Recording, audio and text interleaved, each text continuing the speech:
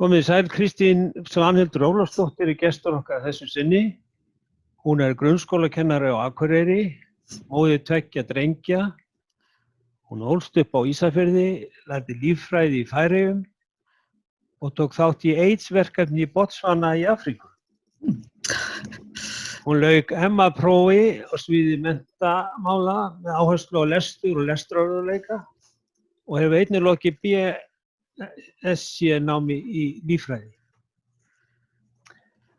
Hún situr í stjórn menntasamtækjanna Homa High sem Huda Thabet veitir forstöðu og hún meðlimur andlegs þjóðarráðs Baha'i á Íslandi. En fyrirlestur Kristínar í dag fjallar stighækkandi opinberun eins og hún birtist í Biblíunni. Og þá kannski eðlilegt að spyrja fyrst, hvernig stendur á þessum áhuga þínum á Biblíunni, Kristín? Já, þannig það. Ég ætla einmitt að reyna að hafa þetta ekkert eitthvað sérstaklega fræðilegt. Ég alls ekki biblíufræðingur en eitt þess að þar. En Kristín hefur dálítið svona mikið persónulegt gildi fyrir mig. Þegar ég fæddist þá var ég svona bara í 4 manna lítilli fjölskyldu og mamma Baha'i, pabbi Kristinn og það kom í hlut pabba að fara með bænum með okkur systkinum á kvöldin. Þannig að svona fyrsta trúarlega reynsla mín svona meira kristin heldur en kannski á Baha'i-trúnni. Síðan þegar ég að vera 3 ára skilja foreldrar mínir og ég held að svona kannski stundum í æsku hafi þetta verið svolítil svona togstreita. Maður svona kennt að trúa með höfðinu að Baha'i-trúin og kristin trú væri einhvern veginn að sama stofni, en ég held ég hafi ekki alveg skynjað það nógu vel. En þegar ég unglingur þá ég svo heppin að kynnast og eignast bara mjög góða vini sem voru í Hvítasunnu-kirkjunni og var svolítið svona hluti af þeim hóp og það gerði ofsalega mikið fyrir mig persónulega. Þannig að ég sótti í Hvítasunnu-samkomur, bæði svona hefðbundnar og unglingasamkomur, kynntist þetta líka vottum og fór svolítið þá að bara stúdera Biblíuna. Ég var hvött til þess og ég held að það sé eiginlega ómögulegt að til dæmis lesa Jóhannesar guðspjalla hans að verða fyrir bara miklum áhrifum. Þannig að var kannski sömuleyti svolítið eins og þessi vinir mínir sem bara elskuðu Jesú. Maður bara fer að gera það þegar maður les orð Krists. Og ég held að þetta leyti hef ég svona svolítið farið að skynja ekki bara með höfðinu heldur líka með hjartanu að kristin trú og Baha'i-trú eru af sama stofni.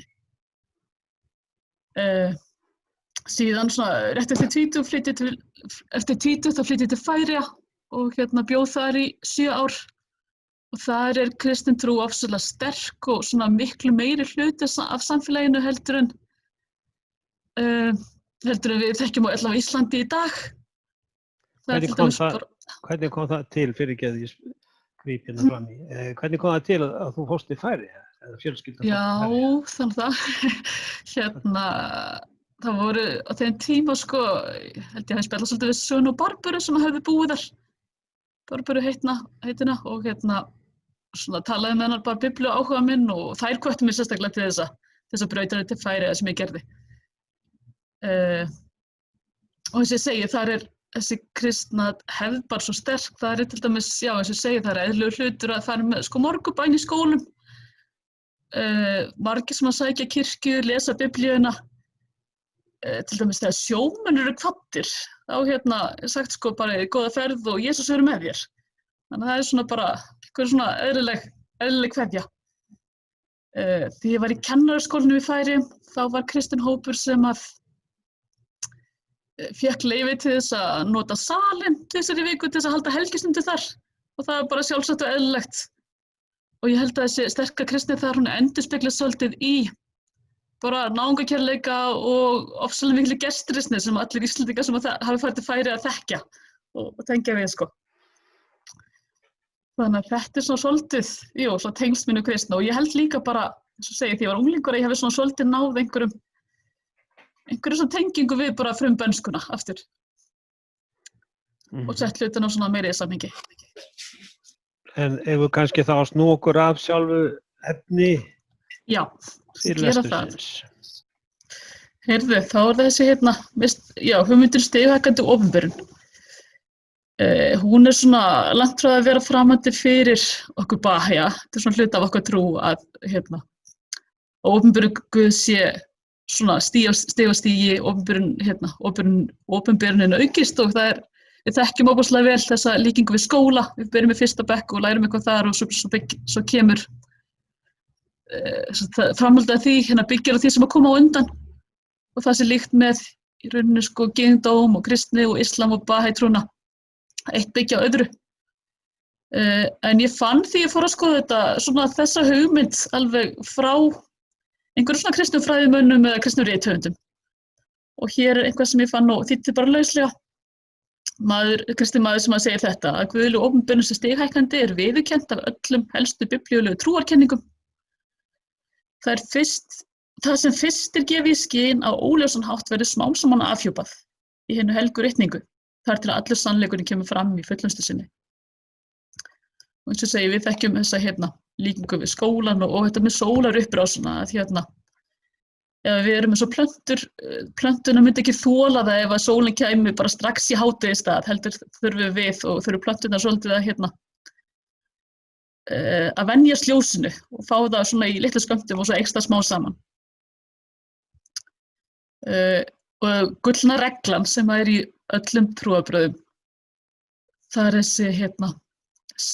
þetta grundvallaratriði að við komum fram við náungan eins og við viljum að sé komið fram við okkur.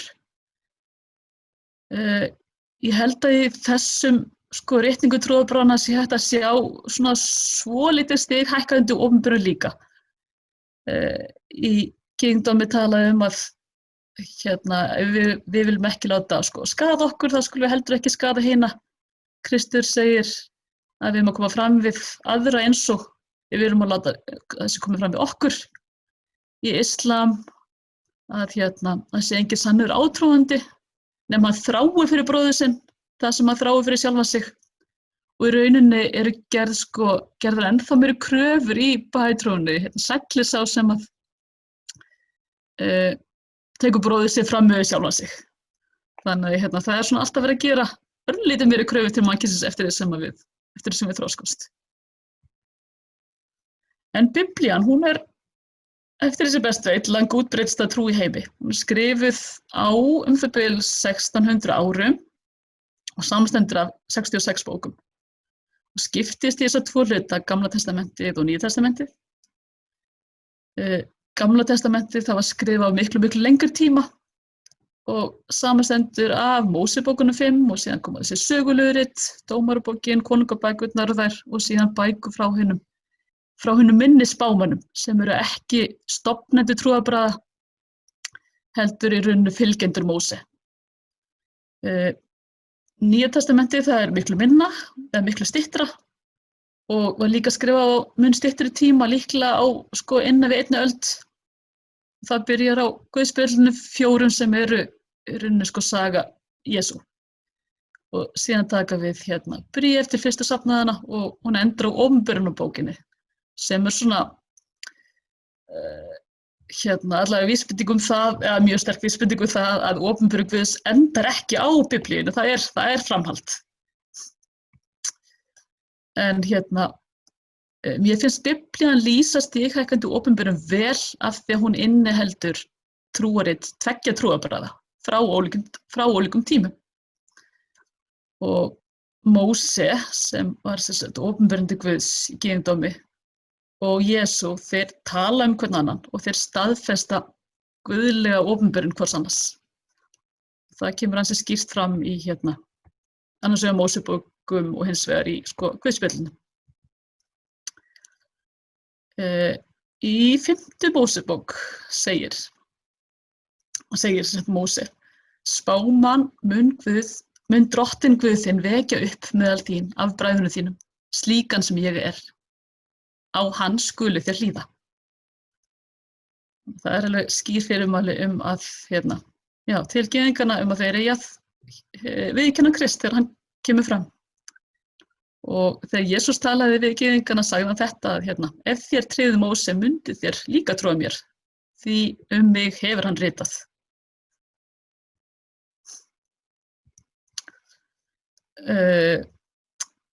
svona eitt af því helsta sem að mér finnst standa upp úr bara í gyðingdómi, svona út frá því sem ég þekkja hann, eru boðinu 10 sem eru svona nokkurs konar stjórnarskrá sáttmálans. Og í kristindóminum það er fjallræðan sem að rímar svolítið við boðurinn 10 en færir það sem þar kemur fram upp á hærra stig. Við þekkjum boðurinn 10 held ég bara nokkuð vel. Það svona hugmyndir hvað má og hvað má ekki, hvað á að gera. Það fjallað til dæmis, hvað við að gera og hvað við ekki gera, að elska Guð, ekki gera okkur aðra guði, heiðra foreldra okkar, ekki ljúga, ekki stela, ekki drepa, ekki drífa hór. Og í fjallræðunni þá nefnir Jesú þessa þætti og hann gefur þeim dýpri merkingu. Það ekki einungis rangt að gera slæma hluti. Við höfum ekki að hugsa slæma hluti heldur.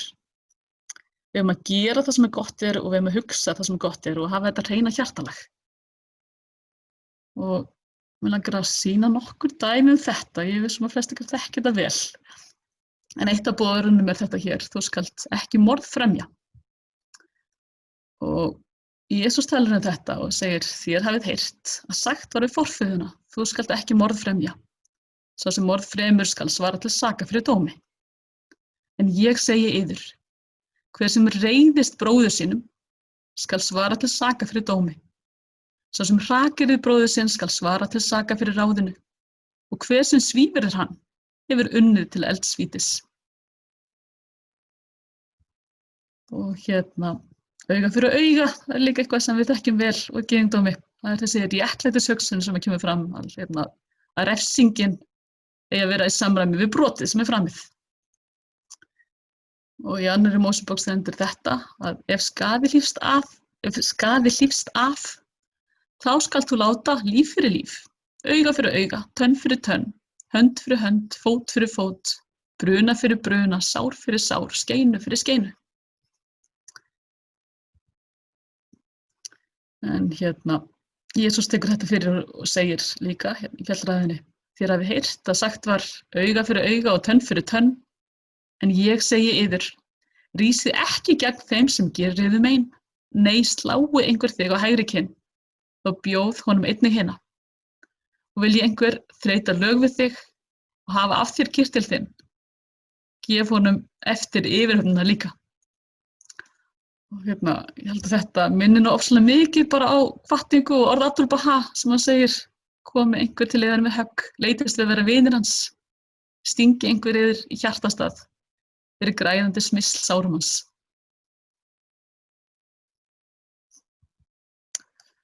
Og í boðurunum segir líka þetta, þú skalt ekki drífa hór.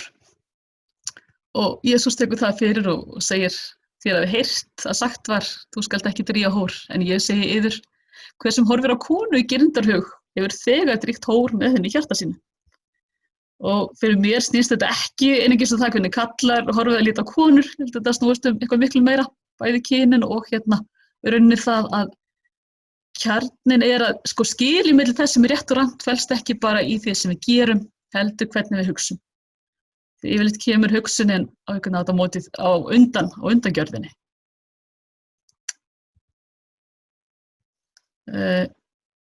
Og svona til þess að undirstrika þessa tengingu milli þessara trúarbragða, þá eru auðvitað spádómar í Gamla testamenti sem hafa vísað til Krists og til Bahai-trúarna líka, ef það farið, en ég hugsa að taka þetta aðeins fyrir. Með spádóma þá merking þeirra yfirleitt ekkert svo augljós þegar spádómurinn er settur fram, en það verður það kannski svona í fyllingu sinni. Í bókinni Míka sem er aftarlega í Gamla testamentinu talað að Jesú muni fæðast í Betlehem. Ó þú Betlehem Efrata, þótt þú sért einna minnst af héraðsborgum í Júda, þá skal þó frá þér koma sá vera skal drottnar í Ísrael og ætterni hans vera frá umliðinni öld, frá fortíðardögum. Og þetta er svona ein tilvitnun í Messias og úr sálmunum þetta hér, ég get talið öll mín bein. Og aðeins síðar í sama sálmi, þeir skipta með sér klæðum mínum og kasta hlutum kirtil minn. Og þetta hérna með beinin, já, við veitum svo sem auðvitað að Jesús fæddist í Betlehem, en hérna, mér skilst að hafi tíðkast stundum í sambandi við krossfestingar að brjóta bein þeirra sem voru á krossinum til þess að flýta fyrir sko dauðdaga þeirra. Þetta var gert við þá sem voru krossfestir með Jesú. En þegar komu að honum og sáu að hann var þegar dáinn þá brjótu þeir ekki fótleggi hans. Það má ekki segja að það sé svona uppfylling á þessum spádómi í sálminum. Og hérna að kasta hlutum kirtil hans kom fram líka. Þegar hermennur hefðu krossfest Jesú tóku þeir klæði hans og skiptu í 4 hluti. Þeir tóku og kirtilinn, en hann var saumlaus ofinn í 1 ofan frá og niður úr. Þeir sögðu því hver við annan: rífum hann ekki sundur, köstum heldur hlut hver skuli fá hann. Þannig að þessi litlu hluti sem var komið fram og hefðu kannski, maður getur haldið að það verið tilviljun, eru augljóslega uppfylling á spádómi sem kemur fram mörgum öldum áður. Síðan eru ýmis hugtök í kristni sem hafa valdið deilum meðal kristinna manna vegna þess að þau eru óljós þegar þau koma fram, en fá svona skýringu í seinna opinberun og hérna við þekkjum fullt af dæmum þess í Bahai-trúnni. Það er mismunandi skilningur og túlkun sem valdið, klofnun og hérna. Og við vitum það sem að það eru auðvitað fjölmargir kristnir hópar og þeir hafa oft við fjölgað út af einhverju óeiningu hvernig að skilja einhver atriði. Og hérna, ég ætla nú ekki að vera miklu tíma að nefna samt aðeins eitt af þessu eru auðvitað endurkoma Krists, upprisa á gröfunum og svo það skírnin. Þannig að ég ákvað að taka þess að þetta rétt og nefna þá af því að þeir eru útskýrðir í Bahai-trúnni.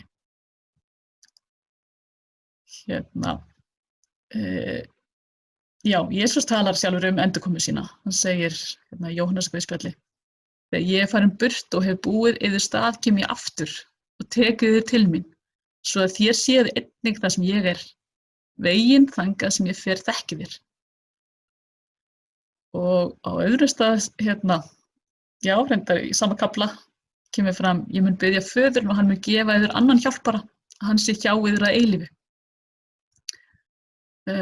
Í bókinni Kitab Ikan þar segir Baha'u'lláh einfaldlega að þessi orð séu einnar og sömu merkingar.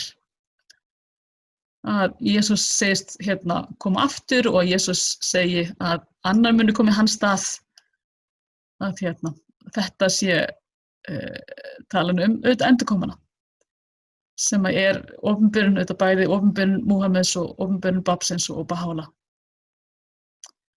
Baha'u'lláh segir þessi orð eru einnar og sömu merkingar ef þú hugleiðir birtingar einingar Guðs með guðlegu innsæi. Og í opinberunarbókinni er líka talað nafni mitt hið nýja. Ég hef ekki heyrt kristna menn halda þessu mikið á lofti að hann verið komið með nýju nafni í endurkomunni. Eitt atriði er uppreisa úr gröfunum. Í Jóhannesarguðspjalli er talað hana. Það segir: undrist þetta ekki, svo stund kemur þegar allir þeir sem í gröfunum eru munu heyra raust hans og ganga fram. Þeir sem gjört hafa hið góða munu rísa upp til lífsins, en þeir sem dríkt hafa hið illa til dómsins. Það eru sumir kristnir menn sem túlka þetta algjörlega bókstaflega og trúa því á dómsdegi muni fólk bara í bókstaflegri merkingu rísa á gröfunum. Og mér var trúarjátningin sem var með í þjóðkirkjunni fyrir ekkert svo lengur síðan þannig, ég trúi á þetta og hitt og upprisu holdsins og eilíft líf, en nú er búið að breyta því. Í stað upprisu holdsins er komin upprisu mannsins. Ég trúi á upprisu mannsins og eilífs lífs.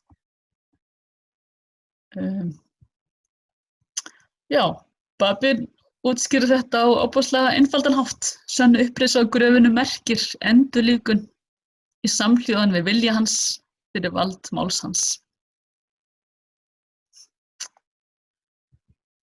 Aðeins skírnina.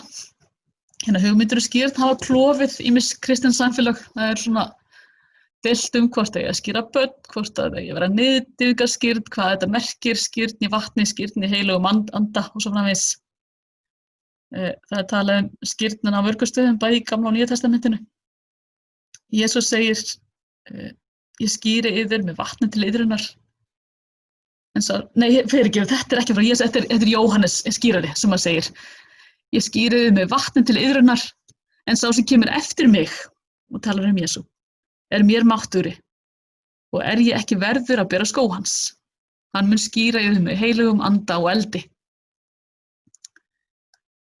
Og Jesús segir þegar hann talaði við lærisveina sína, þetta er eftir krossfestinguna, þetta er eftir hann birtist þeim, eftir krossfestinguna. Farið því og gjörið allar þjóðir að lærisveinum mínum, skírið þá í nafni Föður, Sonar og Heilags Anda og kennið þeim að halda allt það sem ég hef boðið yður. Abdul Baha útskýrir skírnina líka á mjög fallegan hátt og það sem ég finnst svo gott við Bahai-trúna að maður þarf ekki að velja milli þess að vera að trúa með hjartanu eða vera skynsamur. Það er hægt að nota skynsamun og trúa líka með hjartanu. Þetta er tilvitnun úr lindunlegandi vatna sem ég veit þekkið. Kristur segir að maðurinn eigi að skírast með vatni, eldi og anda. Kristur talaði ekki efnislegan eldi, efnislegt vatn. Skírn með efnislegum eldi er óhugsandi og skírn með vatn austri hreinsaði aðeins líkama mannsins, ekki hjarta hans. Sönn skírn getur aðeins orðið fyrir atbeina Heilags Anda í hjarta þess manns sem snýr sér í auðmýkt til Guðs og biður hann andlegt líf og þráir að fylgja kenningum hans og hlýðnast boðum hans. Bara aðeins að lokum að vitna í einn sálm og svo tilvitnun frá Baha'u'lláh. Drottinn, þú hefur verið oss athvarf frá kyni til kyns, áður en fjöllin fæddust og jörðin og heimurinn urðu til, frá eilífð til eilífðar ert þú, ó Guð. Og Baha'u'lláh segir, þetta er óumbreytanleg trú Guðs, eilífi fortíðinni, eilífi framtíðinni. Trúin er svo sama, hann er stighækkandi, Guð er svo sami, en við breytumst svona smá saman. Var svona bara mitt innlegg. Og væri einhverju til í að spjalla, það væri bara, væri það ánægilegt. Takk. Já, þakka þér kærlega fyrir, þetta var virkilega áhugavert, mjög áhugavert. Nú vil ég bjóða ykkur að koma með spurningar til Kristínar eða leggja eitthvað til málana. Já, talað eins og það var síðast á Kristínu, talað óbreytanlega trú Guðs. Mjög merkilegt kemur fram í Nýja testamentinu að Jesús segir á einu stað áður en Móse var, ég. Það er að segja, hann er eilífur, þetta er eilífur sáttmáli, eða svo má segja. Opinberuninni hefur verið frá upphafi og er alltaf á einum grunni, einn og hins sama. Svo þetta rímar mjög vel það sem kom fram þarna hjá Kristínu.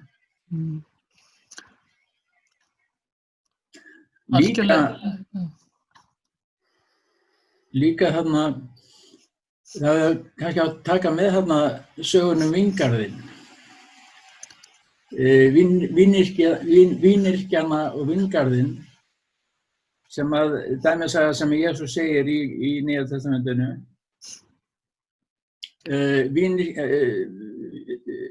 Vínyrkjarnir drepa þjóna Guðs og tortíma þeim og Jesús segir við þá, ég man ekki alveg nákvæmlega, hann segir við þá hvað mun verða víngarðinn, hvað mun verða þjóna víngarðsinn. Þegar talaði þjóna víngarðins þá á hann við prestana, klerkana. Þeir eru víngarðurinn. Og þeir hafa drepið þjóna Guð sem hafa komið í víngarðinn, það er að segja komið í þennan heim. Og þessi þjónar, það eru spámennir. En vínyrkjarnir, það segja þeir sem að vinna í vingarðum sem eru prestu klerkarnir. Þeir taka á hvernig fætur öðrum og drepa þá. Og Jesús segir síðan, þegar hann búinn að segja þessi stæmi svo, ég manna því hún er mjög merkileg, ofsalega merkileg saga. Og þá segir hann, ef þeir farað svona með, sko, og í lokin kemur sonur þess sem á vingarðin, sonur eiganda vingarðsins. Og þeir taka hann líka og drepa hann, og það er náttúrulega Kristur. Og þá segir Jesú í Gamla testamentinu, hvað mun verðum þá þegar herra vingarðsins kemur? Hann mun taka þá og gefa vingarðinn öðrum. Þetta finnst mér eiga mjög vel við Bahá'u'lláh, hann kemur, hann afnemur prestastéttina, sem sagt, tekur vingarðinn frá þeim og gefur hann öllum heimi.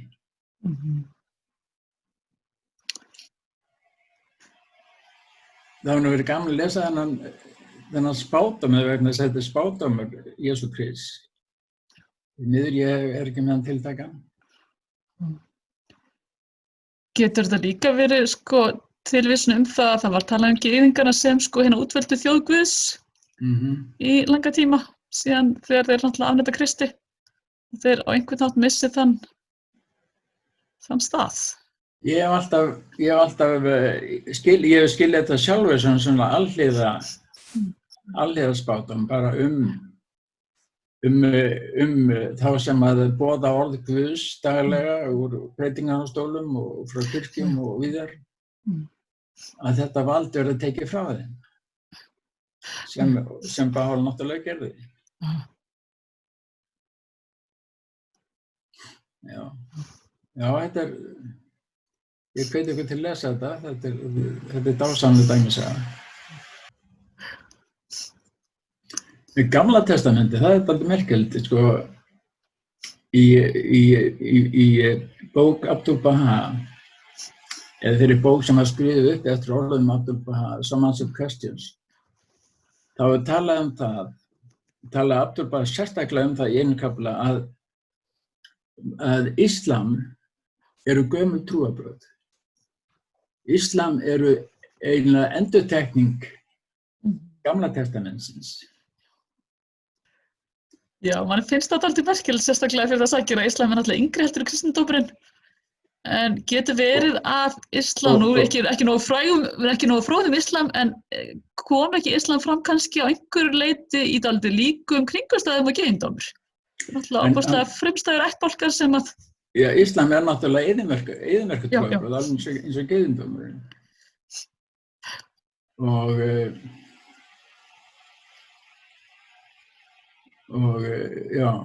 Og náttúrulega þið sem hafi lesið Kóranin sjáu það að það eru eintómar, eða ekki eintómar, en það er mikið uppbyggðum úr Gamla testamentinu. Það tala mikið Móse og Aron og þessar gömlu og spámenn Gamla testamentsins. Og það er líka merkilegt að Jesú segir fyrir Múhameð þegar hann talar huggaran. Það hefur verið mikið skrifað um þetta. Ég hef ekki séð kristnamenn halda þessu fram, en Bahá'íar hafa gert það.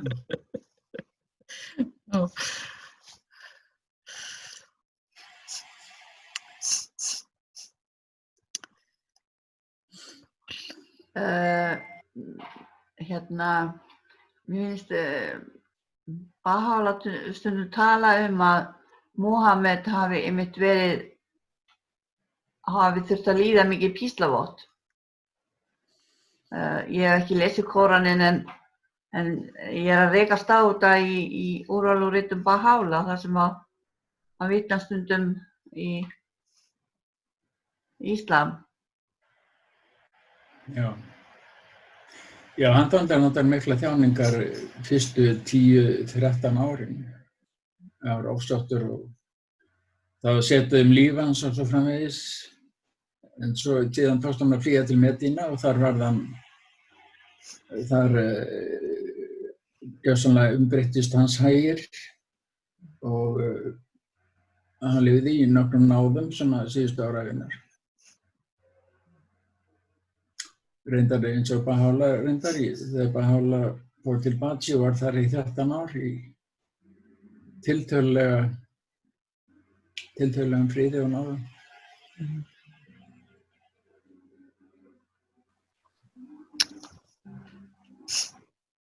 Ég meina þegar við talum stikkandi ópen í Nýja testamentinu þá eiginlega má maður ekki gleyma Múhameð, að þessu spádómi Krists Múhameð sem huggaran sem kemur. Það má kannski líka nefna það er mjög áhugavert að í opinberunarbók Jóhannesar þá talað 2 spámenn sem munu koma. 2 ljósastikur. Og Abdul-Baha hefur útskýrt það að þarna sé verið að tala Múhameð og Ali, tengdason hans, sem átti að vera hans arftaki. Og síðan eru þarna þessi spádómur að þessi 2 spámenn, þeir eru teknir af lífi og síðan rísaður upp aftur. Og það útskýrt í Baharitum að þetta sé Babin og Kudus.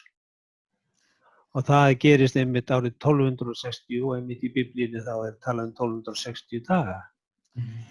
Þetta allt saman ákaflega skýrt. Þetta vel útskýrt í Baharitum, þessi spádómar.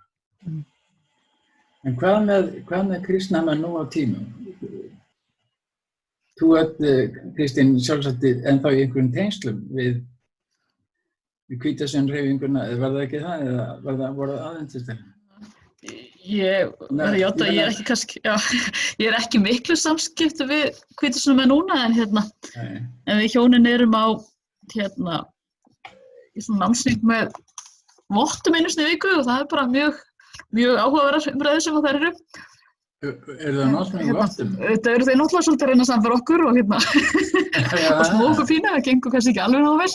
En það svona búið að nefna það mig að þetta þurfum maður að sýna þá auðmygt að ef maður átt að sig á því að Biblían kenna eitthvað öðru sig heldur maður heldur þá þurfum maður að viðurkenna það. En ég hef ósköp gaman að þessu og við erum að læra helling Biblíuna og mér skipta máli að við getum talað saman hluti sem okkur eru kærir þó við sem ekkert endilega alveg nákvæmlega sammála hvernig okkur byrja að skilja þá og og það eitthvað sem ég kannski lærði líka svolítið í samskipti við hvítasunnumenn áður fyrr.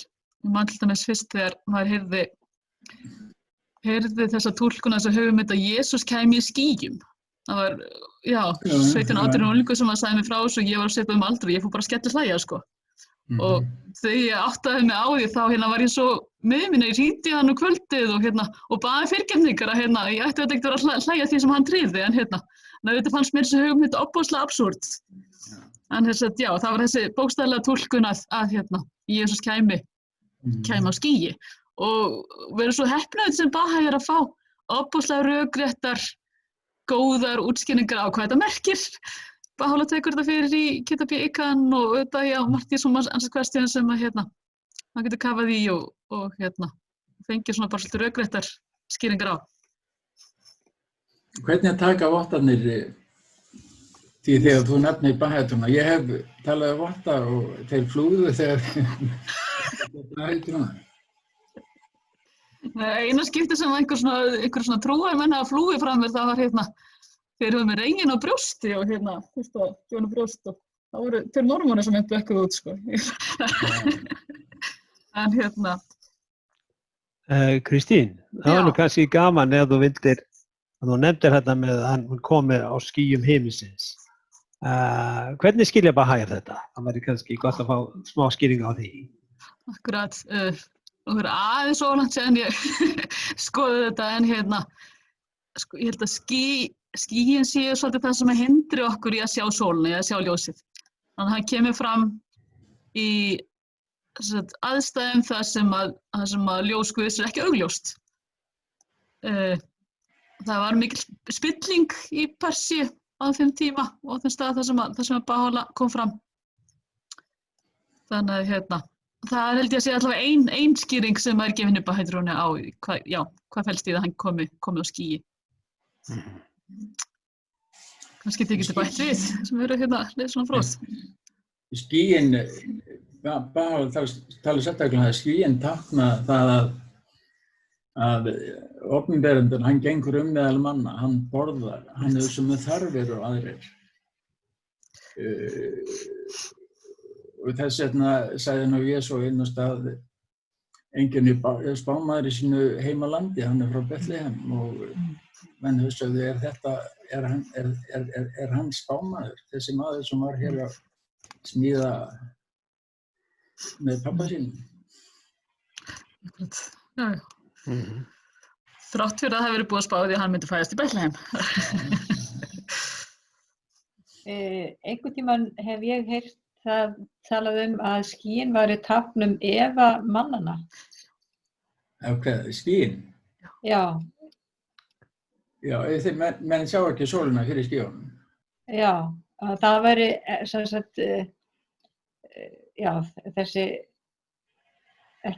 við værum ekki að trúa á, þetta væri myndlíking og skýin væru tákn Eva og hug mannsins sem að, það var allavega, þannig var ég upplýst á sínum tíma. En ég er mjög langt síðan að ég hef einmitt lesið þetta, en þetta situr alltaf sterkt í huga mér. En það annað sem ég langaði að nefna, þú varst að nefna þarna eftir áðan, ég var að veltaði fyrir mig hvort þú væri með þessa tilvitnun sem að þú varst að hugsa um. Já, Herra Ingjaldsins. Ég tala hana. Hvað sagðirðu? Fyrirgefðu, varstu að spyrja mig eða? Já, ég var að spyrja þig, ég heyrði ekki hvað þú sagðir. Já, það tilvitnun Herra Ingjaldsins, ég get fundið hana. Já, nei, það var reynda það sem þú sagðir á eftir, það sem varst með á eftir það. Já. En nú búið svo mikil umræða á milli að það kannski dottuð úr samhengi. Ég er orðinn svo hundgamall, ég gleymi sem ég segi frá einni mynd til annars.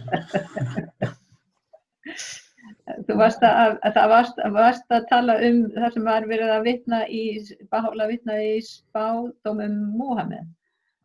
Já. Og tengslin á milli Múhameds og Abdul talar að Íslam séu ekki ný trúarbrögð.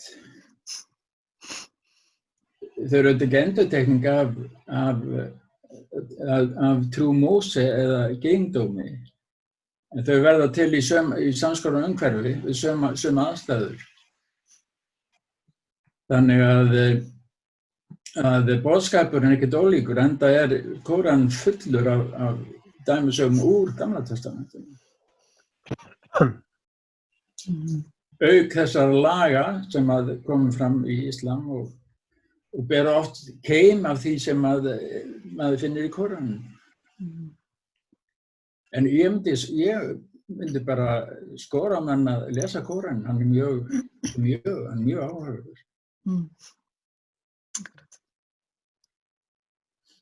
Það er einn spádómur hérna í opinberunarbókinni líka sem er Islam og Bahai-trúna. 12. kaflinn í opinberunarbókinni sem tala konuna og drekann. Og það sem Abdul Baha útskýrir hann í so Master's Questions, að þessi kona tákni Islam, klædd sólinu og tunglið var undir fótum hennar. Sólin tákn Persaveldis og tunglið tyrkneska heimsveldisins. Og konan flýði út í eyðimörkina þar sem Guð hefur búið henni stað, þar sem séð hefur verið fyrir þörfum hennar í 1260 daga. Og 1260 sama ára 1844. Þessi tala kemur fyrir aftur og aftur í opinberunarbókinni. Akkurat. Þetta er svona mjög fyrst að við komum fram. Það talaði 3,5 viku og 3 ár eða eitthvað slíkt og það allt saman, þegar þetta reiknað út, þá er það allt 1260 dagar. Af því í Biblíunni er talað að menn eigi að reikna sér 1 ár fyrir dag hvern. Einmitt. Þetta kemur líka fyrir í Daniels bók. Það talar 3,5 ár. 3,5 dag. 3,5 dag. Eða 3,5 ár. Og hver mánuður 30 dagar. Og þannig var þetta sem kallað biblíuár, þau eru reiknuð þannig. Það er gamlir, mjög fornt tímatal sem við það var við. Það er svo merkilegt með Daniels bók. Daniels bók talar verða ekki lykilinn, eða þessi bók verður ekki opnuð fyrir á hinum síðustu tímum. Og þessi bók var opnuð, þessi lykill var, þessum lykli var stungið í skrána, ef maður segja, bókin var opnuð með Kitabi Ikan. Kitabi Ikan er eitt merkilegt, alveg merkilegasta rit allra trúarbragða, mannkynsfræðinnar. Hann Baha'u'lláh opnar það fyrir, sem sagt, skýringar, skynsamlega skýringar á trúarbrögðunum. Sko, mörgum finnst erfitt, ég hef heyrt það, mörgum finnst erfitt að lesa hana vegna þess að svo mikið vitnað í Kóranum í henni.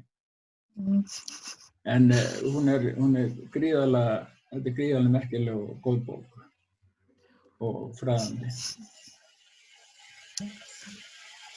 Ég hef lesið hana einu sinni og ég held að þetta sé bók sem maður eigi eftir að lesa aftur og aftur og aftur.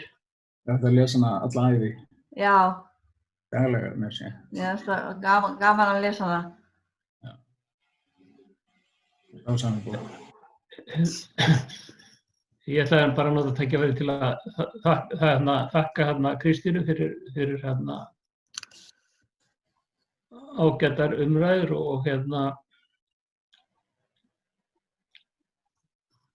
já, bara þakka fyrir að taka þátt eða fá að hlusta á þessar umræður mjög áhugavert efni. Já, mjög svo. Leiðis.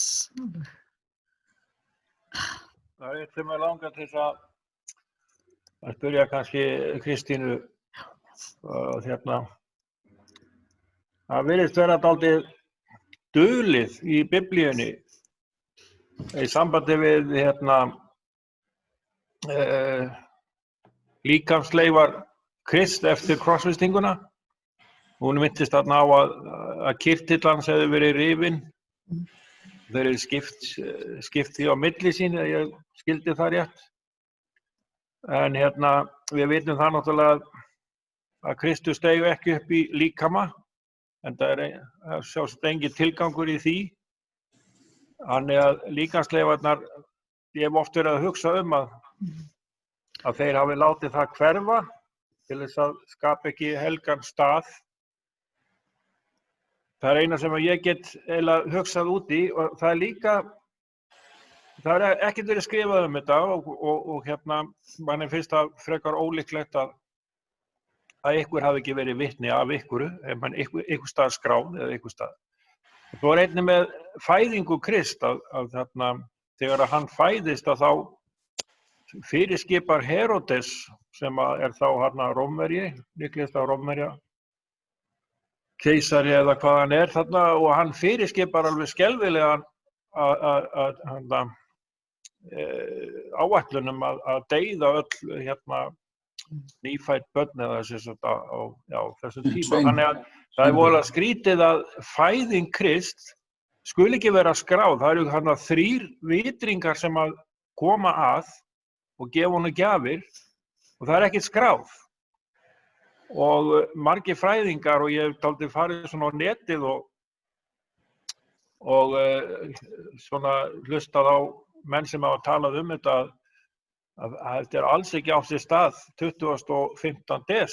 Það er raun og veru það er enginn með eitthvað fjár upp á fjöllum þarna í Ísrael En þeir sumir tala vor, þá kannski svipaða tíma á Navrús eða eða haust, sko. En þetta leikur voðalega svo mikið á reiki og það var skrítið að enginn skyldi skrá þetta. Og ég hef ekki séð hérna, ég hef nú lesið Abdul Baha og það ekki mikið, en hafið þið eitthvað heyrt það í Bahá'í-trúnni eða hafi verið eitthvað útskýrt með þetta, sko? Það hefur verið útskýrt með hvar Shoghi Effendi hefur talað hvar Kristi var grafinn. Hvar hann var jarðsettur. Hann var í fyrstu líklega flutt og jarðsett undir borgarmúrunum í Jerúsalem. Og síðan, löngu síðar, þá var hann fluttur á þann stað þar sem núna og þessi kirkja, þessi fræga kirkja sem allir flykkjast til, hvað hann heitir. Já, ég veit hvað kirkju þú átt við. Já, kirkjan í Jerúsalem. Hvað heitir hún? Vorra? Nei, ég man ekki hvað hann heitir. Hún heitir The Holy Sepulchre. The Holy Sepulchre. The Holy Sepulchre. Þannig að það talaði Shoghi Effendi það að hann hefði verið fluttur þangað. Shoghi Effendi talaði þetta. Skýrum orðum, já. Í God Passes By eða veistu? Ég man ekki hvað það var. Ég geti reynt að finna það og bústa því, sko.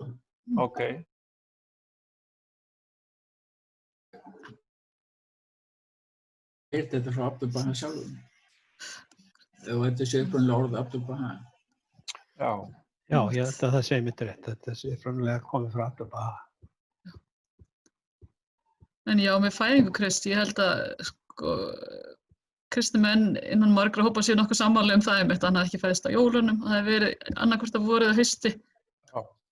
Og þetta hafi byggilega verið málamiðlun sko þegar Evrópubúar voru heiðnir að halda kristna hátíð þegar þeir voru vanir að halda sína upprisunarhátíð sko. Það var einhver konungur þarna, man ekki hvað, 300 árum eftir Kristófer, ég man ekki nafnið á honum, að hann tók saman ritin og sem sagt gerði hana að ríkistrú, kristinnar trú og setti þá fæðingahátíðina á sólstöðuhátíðina. Var það Konstantín? Konstantín. Já, ég veist þetta ekki. Sem var náttúrulega frábær hugmynd. Þetta var margra alda gömul hátíð. Það sem að fólk hélt upp á að sólin byrjaði að rísa. En það skrítið að þetta ekki skráð, sko. Ég meina, það skrítið, sko, fyrst mér bara. Þetta ekki skráð. Nákvæmlega dagurinn og velti oft fyrir mér. Það var náttúrulega þetta annar tímatal en það var þetta, já, það var ekki komið sko tímabil sem miðast við fæðingu Krists þegar Kristi fæddist, þannig að spurning hvað það miðað? En athyglisvert að það skuli vera tímasett á þegar sólin byrjar að rísa á ný. Þetta er ævaforn hátíð, var hérna í Skandinavíu, Norðurlöndum, í ásatrú.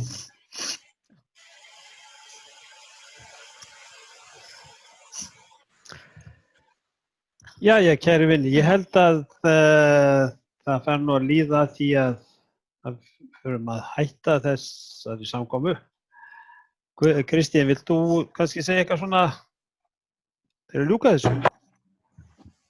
Ég var ekki búin að undirbúa neinn lokaorð, bara þakka fyrir mig og gaman að vera með ykkur.